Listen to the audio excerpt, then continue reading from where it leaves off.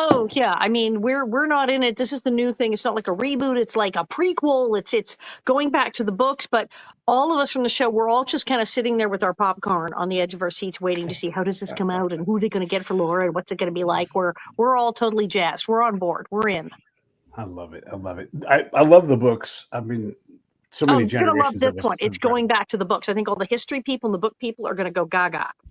Right. And this isn't like a knock on Michael Landon, but he kind of Michael Landonified the story. Because at some point you run out of material and everything else. But I am desperate for this thing. And also some of the books that have been written afterwards. Hopefully they'll bring some of that in, like when Laura, their friend, and daughter always drive across in a Model A across the country, which is it's so crazy. Well, you're talking about Rose Wilder Lane now. Yeah.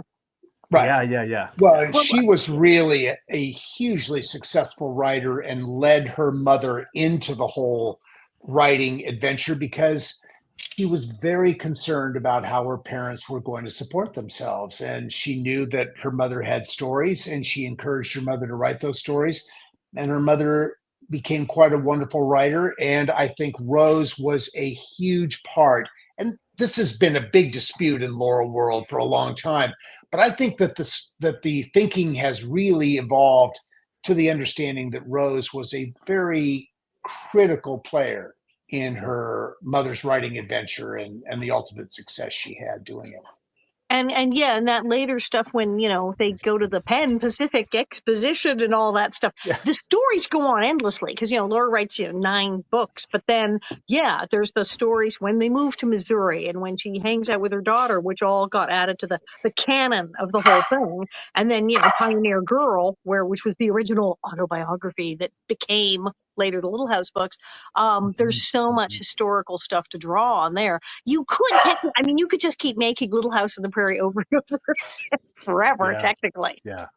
Well, Little House on the Prairie is Americana. Little House on the Prairie is the American experience in a very real way. And so, as Allison says, you're right. It could be written over and over and over again because it's been lived over and over and over again by so many ancestors of so many people. And just pick any segment of Laura's life and you have like yet another film. It's an endless supply of material. So I see why they finally said, okay, we're going to go back and do it again. It's like, okay, we'll do it again. Let's see what happens. Yeah. I love it. I love it. They're doing it again. One of the things that when we, at our worst, we'll go dig up Laura and yell at her and call her a horrible thing. I'm sorry, that's what society loves to do. We get really critical of Laura Ingalls Wilder, but we take her out of context. These people lived in a dugout by a river, right?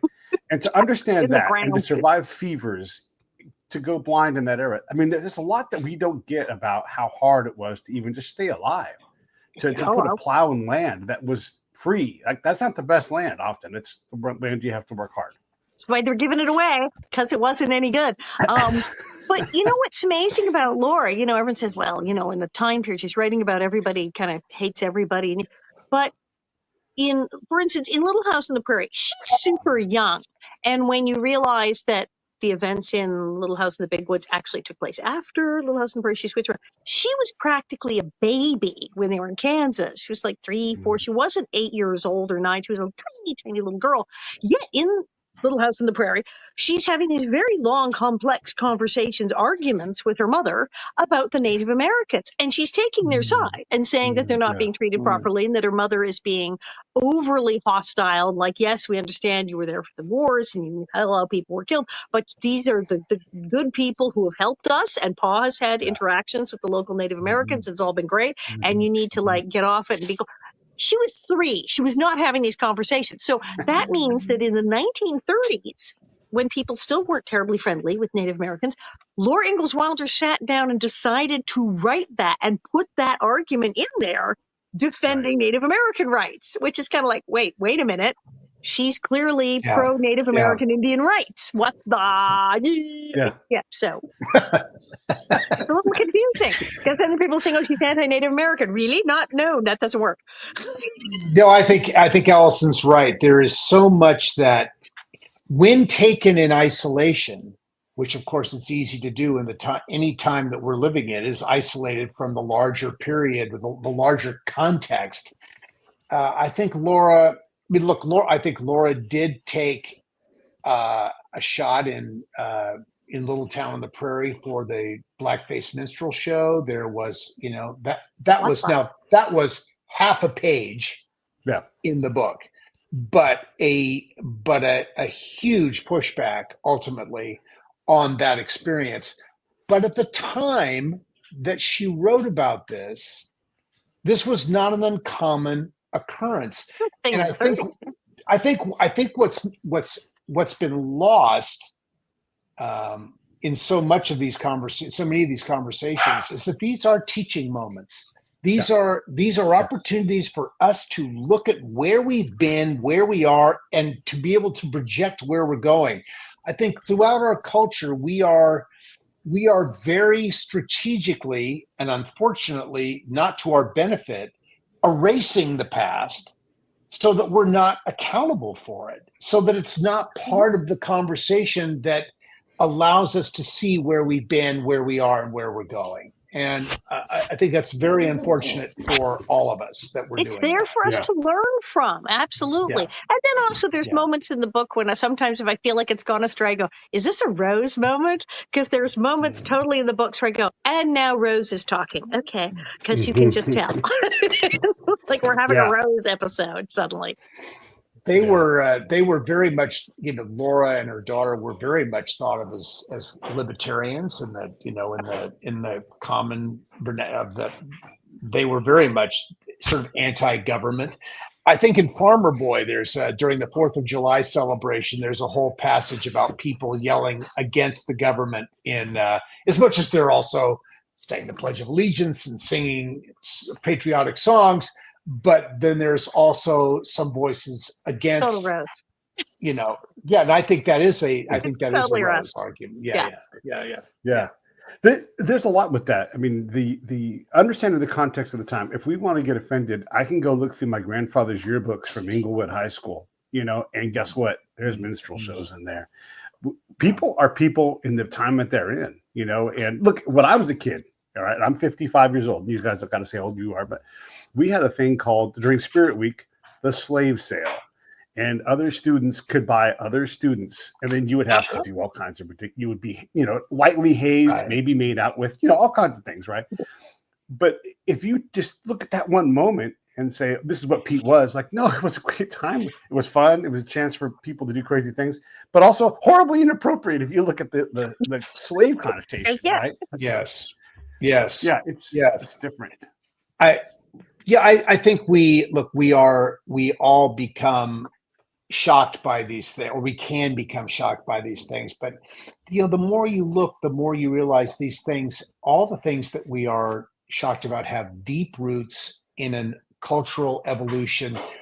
But I think the good news is we have evolved in a positive way as a culture over time. Is it perfect? Absolutely not. Do we step backwards at times? Yes, we do. But the overall trajectory has been forward and overall positive. And I think we need to remember that as there's the hand wringing about change or the past. I mean, it depends on where you stand as to whether the past or where the present is a good or a bad thing. It just depends where you are. It's all forward. I mean, we don't live in caves and hunt mastodons anymore. Right. I mean, right. That's right. We change. We go, that was weird. Yeah, we used to do that. Do we do that? We don't do that anymore. Oh, okay. Right. Yes, we gave up horses and buggies, and yes, yeah. we've come a long way.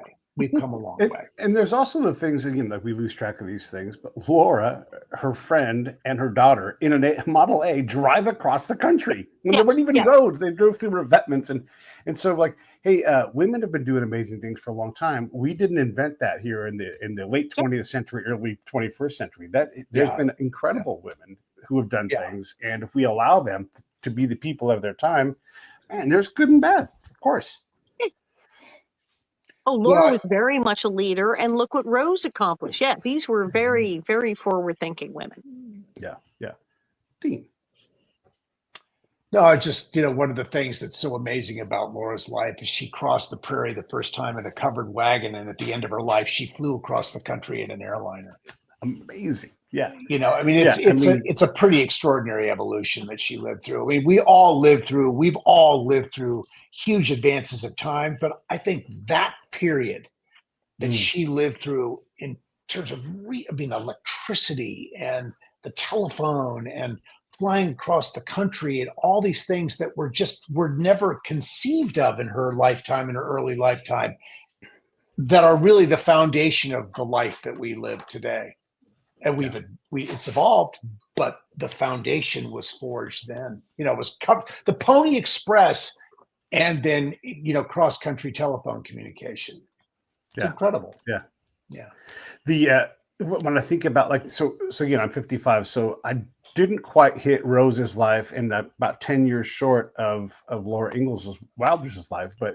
Yeah, these things, I know people where they touch. Heck, you guys go to that festival that happens later in this month out in Springfield. I think it is in Missouri. Yeah, we're at the Marshfield, Missouri Cherry Blossom Festival. I go every year. Festival. It's a wonderfully wacky and fabulous event. I love it.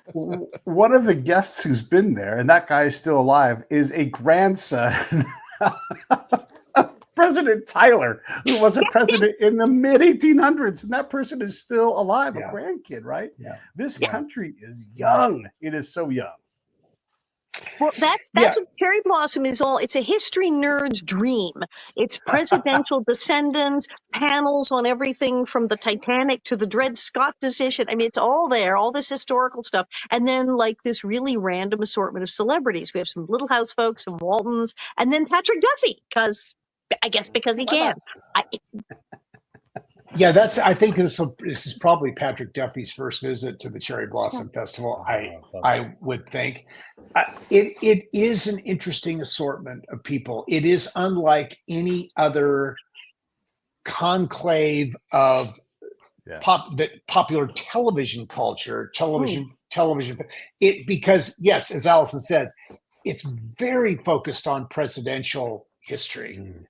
The first ladies, the presidents, and the family members are there. That's what's so fascinating. One of the things that's so fascinating is you are meeting people who have lived this very unique experience of being at the center of the American experience at a given time. It's pretty fascinating stuff. Yeah, I know. Because we all meet people. I know Roger Clinton. In the last couple of years, I've stayed at his house out. It's so crazy to say, out in Arkansas. Wow. And he was like, "Oh yeah, I did a live performance with En Vogue, and I was, I'm like, yeah, like this what a presidential brother in the world they get drawn into is these amazing things." And so yeah, it is in his career, he already had a music career. He got hijacked because his brother goes straight to the moon with his presidential career, and all of a sudden you're like, I'm just like a dude who likes to party and sing and do performances, and it's like, oh, now I'm on a world stage. It's so crazy. The muscle to be out front and be forward was sort of the same, but where it was focused was different. Totally. Yeah. Now is Roger the younger brother of or the older brother? Younger brother. Yeah. And absolutely has legitimate performing chops, and was going to make a career at that. But that's a different lifestyle too, right? Like, hey, it's kind of like when Billy Carter was out there. Like, he's like, I'm just me. I'm just going to keep drinking these beers. Billy did not change. Billy. Yeah. It's true. It's true. I want to go back to Little House and the new series. Okay, and so we talked about all these like negative type things, and we talked about the perceptions of Indians and Laura and her mom and everything. But her mom also had to go on these adventures away from the house, and it's in the books. They talk about wild things that are like imagination things for kids when they're young, a sugar snow, and all these things that happen. And so, yeah, if there's Indians in the area or there had been a massacre 5 years before, you're a parent. I mean, look at our parents today, right? We monitor our kids where they are, where their cell phone is. We have cameras in the house. We wouldn't dare let them to go off. My parents, I would say, hey, I'm going to go to Santa Cruz for the weekend. And they'd be like, see you later. They never like said, "Do you need any money?" I guess they just assumed I'd rob a bank or something to survive, right? And so it's a different time, and we see these things. There's all these wonderful things like learning how to make ice cream on your own, or the fact that Laura had a corn cob for a doll. All these amazing things that are just the things of imaginations, but really seemingly happened with Laura. You made your own fun, as they used to say then. You didn't have it. It was literally, well, do we have a doll? Nope, but I got a corn cob. Therefore, I have a doll. Playing ball with a pig bladder. Yeah, right. I mean, boy, that's making the most of your surroundings. And how bizarre is that? I mean, I don't think any of us can conceive of doing so. And yet that was their life. Kids who grew up on farms. My father was on a farm in the Great Depression on the prairie in Canada, in Saskatchewan. And when that came in, he's like, oh, yeah, play with pig bladder. Of course we did, because that's what you do, because you use every part of the pig, and now it's time to play with the pig bladder. And I'm like, ew, what? It's just wild. That's wild. It really is. I think about your character, Dean Almanzo, who, he's out. He's got a wagon. He had it made himself. Horses that he trained himself, and it's like, let's go on a ride. And that's how they courted, was they went on a sleigh ride, really.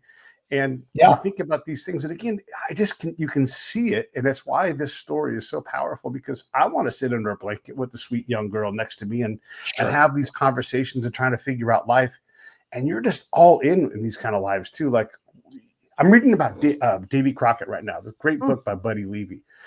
And this guy had to do everything, like if he could, he killed more deer, more bears, so he could pack it into his friend's cooler. They call him a larder, pack it into a larder because he might need a favor someday. And so, Laura, the girls, they have chores, but these are life and death chores. They're making their own mattresses. This stuff is crazy. And I can't wait to see what they do with these stories.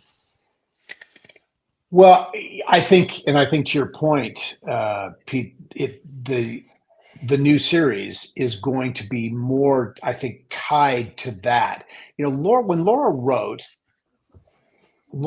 about what people did to survive. Michael Landon, as he wrote about what people felt. What they did was just a byproduct of what they were, they had to do things. But what Michael was interested in was what we're feeling as we're doing what we're doing. What Laura was much more interested in her more stoical way, was what did we do to get from this day to this day to this day? And she wrote it in this wonderfully sweet, innocent way, which I think took a lot of what we know was a very harsh, difficult life. And she was able to find the beauty in it, and she wrote it in a beautiful way, so it could be acceptable for children to read. I mean, that was one of the reasons why her, like, Prairie Girl or Pioneer Girl was not accepted, because it was perhaps too harsh. When Rose suggested that Little House become a children's book, the tone had to change. And what Harper and Brothers responded to during the Great Depression was that here was a child or a family that were making it work, that were surviving and flourishing with the means that they had around them, and seeing the world in the best possible terms, even though it was not easy. And this was a wonderful allegory for the Great Depression, when American families really did struggle. This was part of Little House was a tonic for that. Just as Little House was following the Second World War in Japan, when the Long Winter was translated into Japanese, so the Japanese could have an example of enduring in obviously incredibly difficult circumstances that they found themselves in as a country. Little House was a tonic for them. Little House has been a tonic for generations of people, because it does paint an optimistic view of challenging circumstances. And it reinforces this idea, Pete, that we have a choice. We always have a choice as to how we deal. I think we can only wish that we could have been in similar circumstances, be as optimistic, be as forward thinking and hopeful as Laura was as she wrote these books. It's very important stuff for us. And today, I know Allison's going to get a word in here. I know, because this is so good, and you're so on it. Today, our world is so nuanced, and there's a lot of ambiguity in character that we see with things. Are they good? Are they not good? And it's very human. At least in Laura's world, people were good. And certainly the way Michael wrote it, people were good or they weren't. And it made the storytelling simpler and the lessons clearer to allow that to happen. Doesn't mean that people were as right down the line as she wrote them or as Michael wrote them. But you got to see solid examples of how to behave or how you might consider behaving along the spectrum of behavior. And I think it's instructive. It's valuable for people. And I think parents, people who are responsible for the upbringing of children, have responded to Little House for years in a wonderful way because the lessons are so clear. Well, and it's a tonic. And you remember, not only the books came out, boom, height of the Depression, and no matter how hard you have it, the Ingalls have it harder and are totally making it work. But then the show premiered in 1974 when it was what we had whip inflation now and gas rationing. We're having a massive recession. And oh, look, here's the show where Charles is talking about, do I have 2 cents for a slate pencil? And everyone's identifying with this. So it's always like been there when times are hard. And I think what you said about, Michael talking about how they felt. Laura at that time, stoicism was the way. When you read the books, Paul's not crying every 5 minutes. People don't express huge emotions in public and openly. Public displays of affection are like not a thing. But in the 70s, what he did was, it was almost like these were the emotions that Ma and Pa and the children were having, but could not express openly in public in the 1870s. But here, magically in this show, they're going to be able to burst out and tell each other, I love you, and cry and laugh out loud and do all these things. And they have the advantage of a beautiful David Rose underscore that magnifies this emotional life and makes it huge. It's the music of Little House is an absolutely essential ingredient in the show's emotional impact. David Rose is leading the audience from moment to moment with this beautiful, rich evocation. He can make you laugh, and he can make you cry, and he can make you cry in a beautiful way. Yep. And I think that's just we cannot underestimate how incredibly important that ingredient was to the way Little House landed for people as they sat at home and watched it on television. 100%. Yeah, I'm so glad you mentioned the music part too. And also Michael Landon's imagery, quite often using hands to express deep thoughts. And he was always great, but he just developed a mastery of how to use things. And again, it's kind of pulled away from the books themselves because you talked about emotions. You don't show someone's hands in a close-up if they're not showing you how to carve wood. They're showing you how to feel, right? And that's an amazing thing that Michael was able to do with the show. I do want to get on to what you guys are doing now, but I just want to spend a few more minutes just thinking about in the books they talk a lot about the days of the week and what happened on each day of the week. And Sunday, it's not great for TV, but they just sat there and they rested. So I'm resting. Yes. You can feel Laura's anxiety about just sitting there. I'm like, can't we just go outside and run up and down a hill? And it's like, no, we're gonna.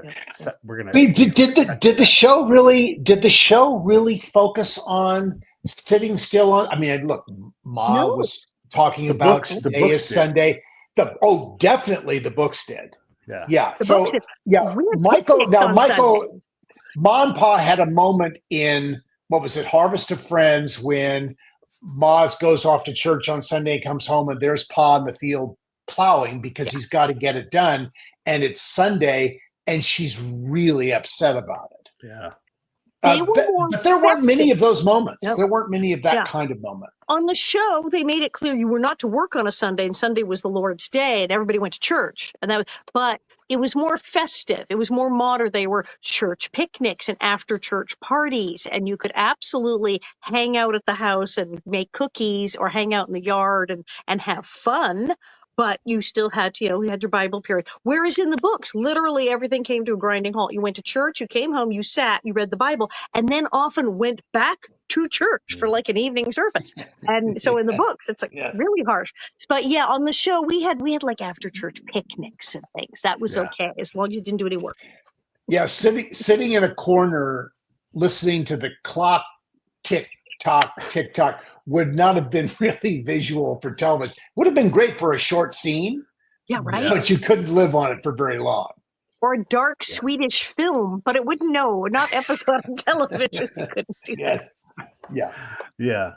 There are so many of these little things that we could go on into in the story. I guess I'll just say this other thing, because I love baseball. I love talking about baseball, and we'll often take like modern baseball players and say, if you took Shohei Ohtani and you put him back in Babe Ruth's day, he'd be the best. Like if he survived being, but if he survived being a kid in 1895, because being born that year, because 1 in 4 dies, by the time you're 18, accident. So even in Little House, a sister gets a fever and goes blind. Almanzo is crippled for the rest of his life and still has to be a farmer, still has to, And so these things, I hope that they show some of the ruggedness required. I look at my ancestors. We got some Swedish stuff. We had Minnesota land. We came out from Sweden because the land sucked and it was rocky. And so Allison, how this goes. It was swampy, crappy, rocky land. And all of the women for like 100 years didn't make it to even 30 years old. They fell off of hay bales. They fell, everything, right? And so there's a lot of tragedy that happens, and it was just normal for kids to die. Like you could have a 3-year-old like, oh, we don't even think about him, that kid was just 3, like he just didn't make it, and like they don't even count that kid as part of the family because it was just normal to lose people. And so I'm hoping that they show some of that tragedy in this series, not to be morose or morbid, but that is a reality of like, oh no, that person got appendicitis and died, all the time. In Little House in the series that was touched on, certainly the Lord is my shepherd. Ma and Pa lose a baby early on. Later in the series, Laura and Almanzo have a son. That son dies shortly after the episode. That episode is called A Child with No Name, which was in fact a very common thing in those days, right? Where people didn't name children until they were convinced those children were actually going to survive. Shocking. Yep. Yeah. No, it was part of the reality of living in that time. And yes, we showed that. Oh my God, there was so much tragedy in the Little House series of all kinds. It was handled but it was, for the most part, in the end, what you get is the grace and the dignity of that tragedy, the acceptance of tragedy, and the moving forward that comes from that. There's no wallowing it. Maybe characters, yes, a character and the lesson is no, don't wallow in it. You need to move forward, and those are the kinds of lessons that Michael taught so well. There was not a lot of self-pity in the Little House series. Lots of tragedy, not a lot of self-pity. That's right. Yeah. But unless you have something to say about that, Allison, I'm going to transition to your guys' books. Do you want to add anything to the tragedy? He's going to have to. All right, let's do it. So, Prairie Man, Dean, you've been on the show once talking about that, but let's kind of rehash. There's the book right there. Here comes the links for everybody to go to Amazon and pick them up. Let's talk about Prairie Man and what that's about, and then we'll go to Allison.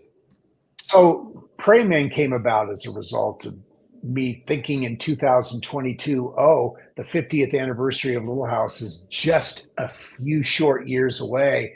If there's ever an opportunity for me to write something, knowing that so many women in our cast had written their book, it just struck me that there was synergy around that anniversary to create this book. And so it's about Little House.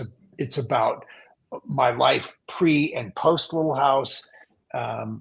It was a great adventure. Writing a memoir is literally that, that comparison to peeling back an onion. It really is peeling back the onion of your life. And all these things, so much lives in our memories. And maybe we don't think about some of the things that have happened to us for years, but memory is very connective. So as you start writing one thing, it triggers this connection to the other thing, to the other thing, to the other thing.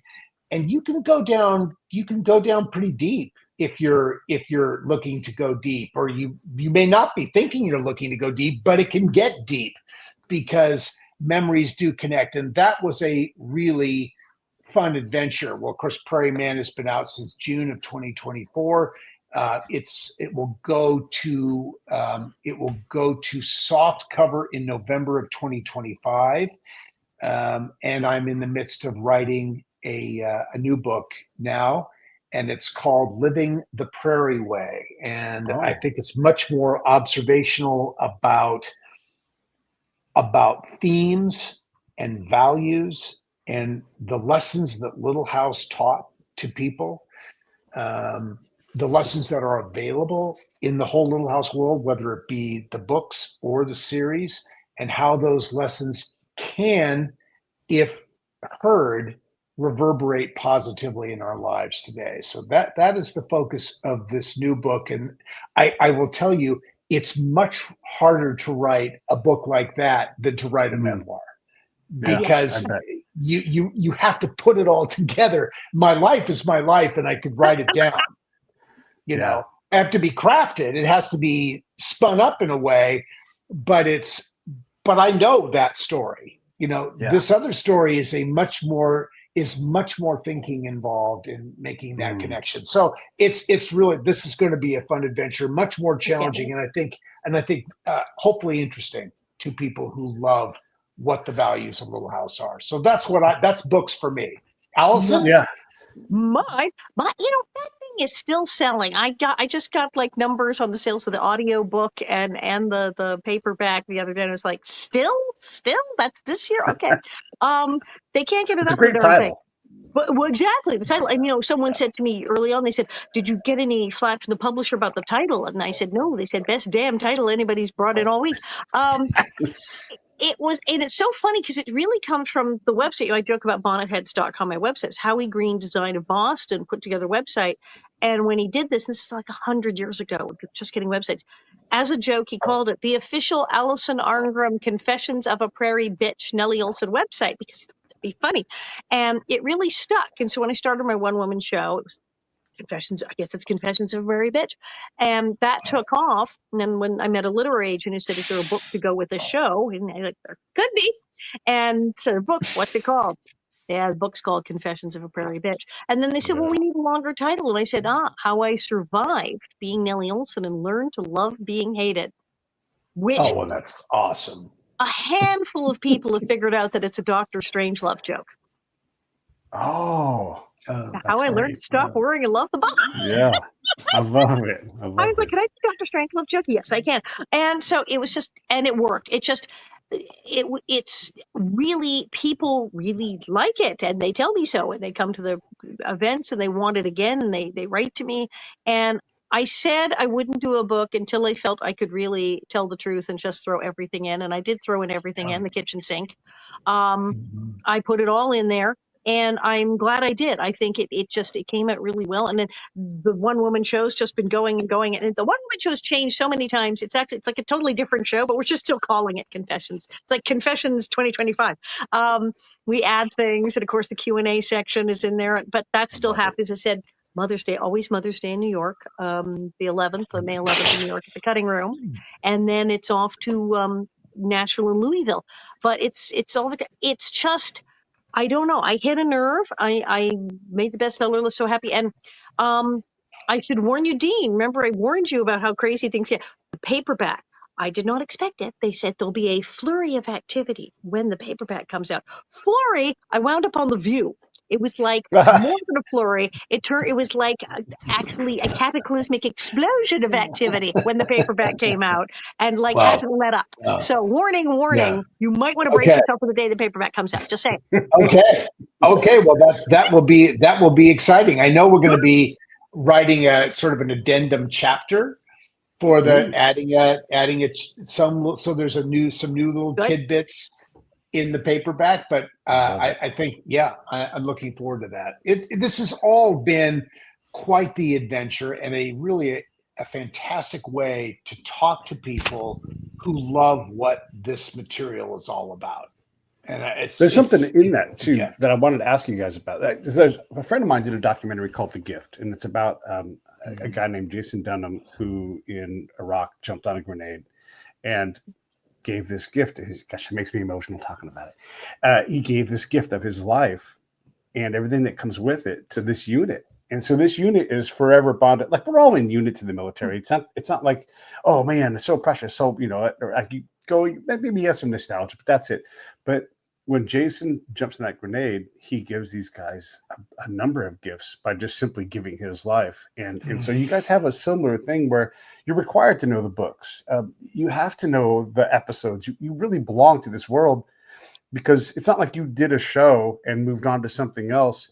Like, no, you guys belong to this universe now. Like, it's part of what you get to be. And it is a gift of positive things, but there's also the gift of like, you're in this universe and you're not escaping it. And so you have to learn how to deal with that as well. I'm always fascinated by these gifts that come to us unexpectedly that are something way bigger than the thing that started. Like, my ridiculous show here is way bigger than me, and it does things for me all the time. And I'm like, what a marvelous gift. It also entraps me too, because these things that are so wonderful also own part of us, right? Does that make sense? Sure. Oh, yes. Yeah, it chooses you. All the famous people who are famous for certain things almost always never chose that thing. I always said Patsy Cline didn't want to record Crazy. She hated the song Crazy. And the list goes on and on. It's always like, that's the thing. I mean, you don't really know. And when we did Little House and when it first ended, we all, because we're actors, we all said, well, that was great. And now we'll all go do something else and everyone will forget about this. And that didn't happen. Nobody forgot. It just kept going. And then at some point you go, this is a real thing. This means something to people. This is important and is somehow impacting my life in this way. And maybe I need to just go with that. And when I look at my life and like how I met my husband and how this happened and that happened, this happened, and it just becomes a joke. We say all roads lead to Walnut Grove, but it's like everything gets tied in to where it's like, and that was because of Little House on the Prairie, and that was because of Little House on the Prairie, and it starts to sound crazy, but that is what happened. And so we are part of it, and it has become our world, and we're part of their world, and that's how it is. I can track so many wonderful things that have happened to me in my life since Little House to Little House. When you're involved in something that is known and loved globally in all over the world, and it's loved for so many good reasons. Mm-hmm. I think that's the wonderful thing that you can't predict, is to that core of good feeling that surrounds all of this has been a thing that has fueled so much of the activity in my life. And every career has a genesis. I think all of us are grateful that Little House is the genesis of our careers. Yeah. You think you guys have both been to DeSmet, Minnesota, I'm assuming. Oh, yeah, right. Like, this is a tiny town that you would never drive through, and they have a concurrent Pioneers Day because of this gift. Because these books resonated so hard. A place, I don't know how many people live there, but it's not 20,000, and they have this. It's not even anywhere near that big. Oh God, no. Right. No. And for decades, and probably forever. Always be old Settlers Day there because of this gift. It's amazing to me. Yeah. And they've really done a job on preserving the town and the buildings when they lived in town and the house. And they have they have a pageant. I mean, they figured it out. They've gone, yes, we are DeSmet. They've just gone with it. And we've been to Walnut Grove, which if you blink, you will miss it when you are driving. that is really tiny, but they have a great museum, and they're that's great that they've gone. We have an identity, we have a purpose, we have it, and there they are. Yeah, and you guys are part of that purpose as well. It's such a neat thing. Your dates for when you're out doing your one-woman show, Allison, where do we find the dates for that? You can find the dates all over Facebook. If you do go to bonnetheads.com, BONNETSHE, bonnet, BONNET, singular, HEADS, plural.com, bonnetheads.com, and I'm launching AllisonArngrim.net. And then on my Facebook, I have refreshed calendar on my page. I'm Allison Arngrim, and I have all my dates. But absolutely, also you can go to Spin Cycle NYC, one word.com. And all my dates are there. I'm May 11th in New York. I'm May 15th in Nashville, May 16th in Louisville. And then it just keeps going. I'm in Provincetown. I'm in San Diego. I'm in San Francisco. I'm in Chicago. I'm everywhere. And then, of course, we have our giant prairie extravaganza in June in Northern California that we're excited for. So. Right. Well, okay, let's talk about that Little House in the Prairie cast reunion. Country. In Gold Country. So, so many of the beautiful episodes that Little House featured were shot in Gold Rush Country because it was a location that Michael had shot in during the Bonanza years. Our producer, Kent McCrae, loved shooting up there because of the Sierra Railroad. He loved trains.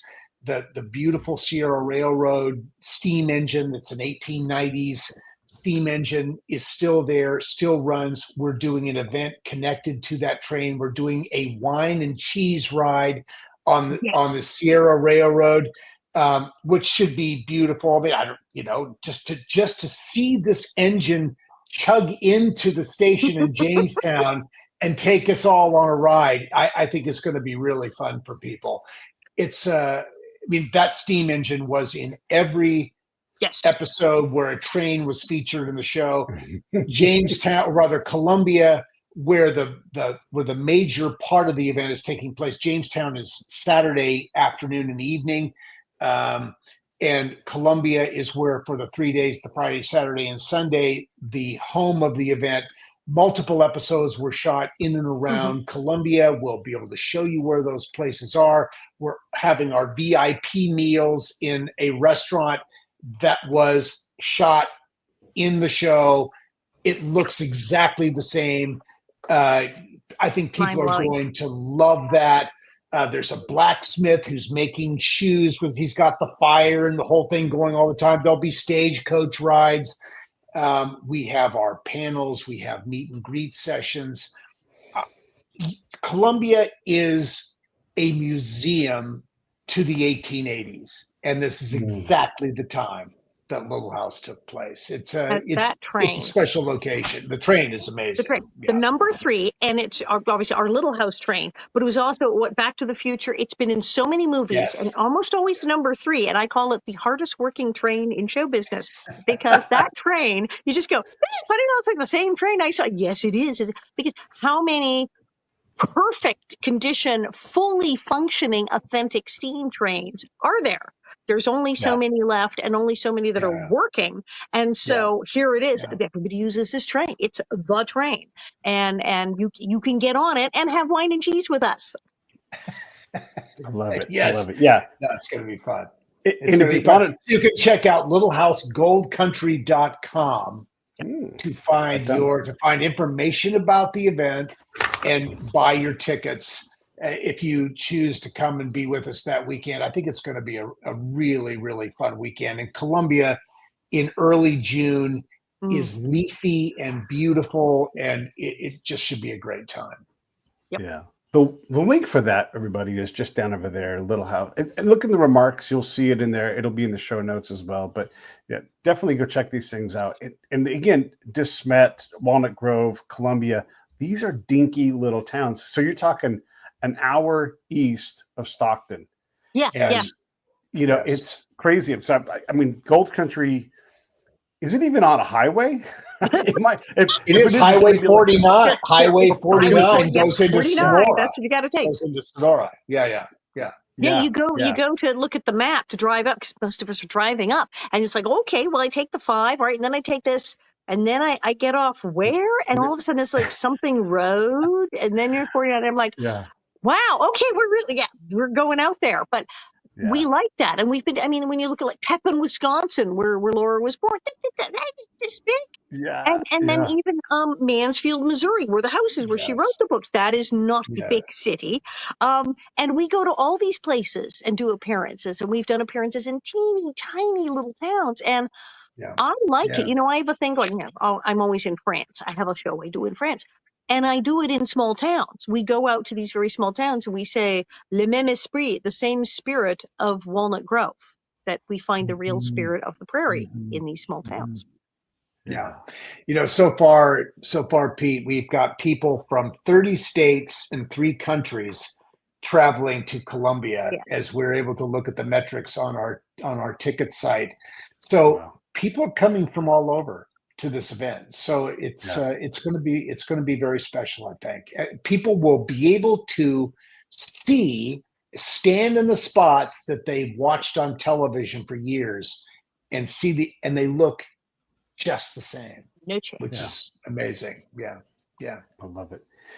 And just for anybody watching, you guys definitely should take up offers to do these things. So first off, you know what I say about these books. Buy 2 and buddy read, because they're great gifts and everybody loves these stories. So, you know, support these guys. I'm going to put the links up here as I'm talking about this and promoting everything.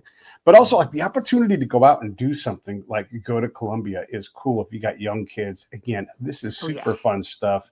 Definitely get out there. That part of the world in California is a completely different world than the one you picture. This is, and you're right, it's the 1880s. I'm actually working on, not that we're talking about me too much, but I'm working on a project, California 1880s. It's in my hometown. I'm just downriver towards right when the bay turns from Delta to the bay. There's more of my town. It's called Benicia. It used to be the capital. Oh my God. Benicia. I mean, that's the what's the fleet called in Benicia? Oh, the mothball fleet. Yeah. A mothball fleet, which is slowly being diminished. It's basically down not there now. Yeah, it's basically all gone. But boy, that was a big thing that we all saw. I grew up in the Bay Area too, so that's right. Yeah. Well, if you go around the corner and you follow when the river turns into a little, like the Delta turns into a river for a minute and then it heads out to the bay. When you go around the corner of the other side of Benicia, there is a little cove there. And back in 1889, 2 dudes from San Francisco said, right here, right now, we're fighting to the finish, not death, but just like till one of us quits. And so they fought 27 rounds. And it's one of the most historic fights in early fight history. It just has gotten lost to time a little bit. They've even made a movie about it in the past, but it was like one of those Errol Flynn, like fantasy movies about this fight. But that 1880s era is a wild era for history, and especially in California, because it was becoming something. Reconstruction's going on. It's all kinds of great things to talk about. And so, again, going to Columbia is stepping back into that time. And there's all kinds of stuff in that area. Also, Boomtown, all kinds of stuff that you can go look at if you want to make a weekend out of it. Lots and lots and lots. Oh, I think you're right. I think it's a great weekend trip, actually. And fans have been messaging me about the candy apples. They've been saying, you're going to be up there. They go get the candy apples. They said, don't eat as many as Willie did in the store, but that the candy apples there are apparently epic. Epic. The apples. Candy stores, the ice cream store. There is so much to see and lots to snack on. If you like tasting things, it's all over Columbia. It's great. And you're right. And these kind of things, again, like if you like, I always want to support small mom and pop places. Go to Columbia. That's where they are, right? Like buy all the stuff on Amazon you want to buy, but go enjoy these things. They're really, it's really neat to be able to do this. No, I agree. Yeah. We have been so fortunate to be in so many of these little places. Columbia is one of the coolest of the little places, and it has this direct little house connection, which is really fun. I love it. Well, for the kickoff for our 50th last year, we went to Simi Valley, where we filmed most of our outdoor scenes in town was. And now for the kickoff for the 51st, we're going up to Gold Country, where we shot all the stuff when we went on location to Sonora. I love it. Yeah. It's all neat. So everybody should read all of the books about all of the things. We've talked about all kinds of things. For sure, support Dean, support Allison. Do you want to talk about your show, Allison? your Sure, podcast. come on, if you're in New York or there, like I said, I'll get to you eventually because I'm in Chicago and I'm over in Provincetown. I'm getting the boat from Boston, and I'm absolutely everywhere, coast to coast here. And it's fun. I mean, it is the evening show is the R-rated show for the grown-ups. If you see me doing it somewhere at 3 p.m, it's the G-rated one. But if it's at a nightclub, and it's so much fun because I have crazy stories and photos and video to back all of them up. And then we have the Ask Allison Anything cards that people can fill out. And then at one point we just show, okay, and now it's the Q&A section. And I read it. I don't get these cards. If I get them before the show, I get them like seconds, like 2 minutes before the show. So it's not like I've gone, oh, I'm going to do this, I'm going to do that and plan. I am handed these and I am reading them and answering them live on stage spontaneously. And it is bananas. Well, and then Alice, and we've also had this wonderful opportunity together to be involved in the Little House 50th Anniversary podcast. So much fun. Which we started, we probably launched it, I want to say a couple of months before the 50th anniversary celebration in Simi Valley last year. Right. And we've done, I think we are doing, I think our next show will be our 60th show. So, we've had a really good time with it. And we are now, so we talked to a lot of personalities around the Little House experience last year. And we are adding to that specific discussions of specific episodes. And Alice and I are joined by very clever, smart, very dialed in Little House fan, Pamela Bob, who's a Broadway actress and a producer. She has her limited series that she did called Living on a Prairie, which is all about an obsessed woman in New York today who just lives her life in this Little House world. Well, Pamela's got a wonderful connection to Little House and a wonderful, clever point of view about it.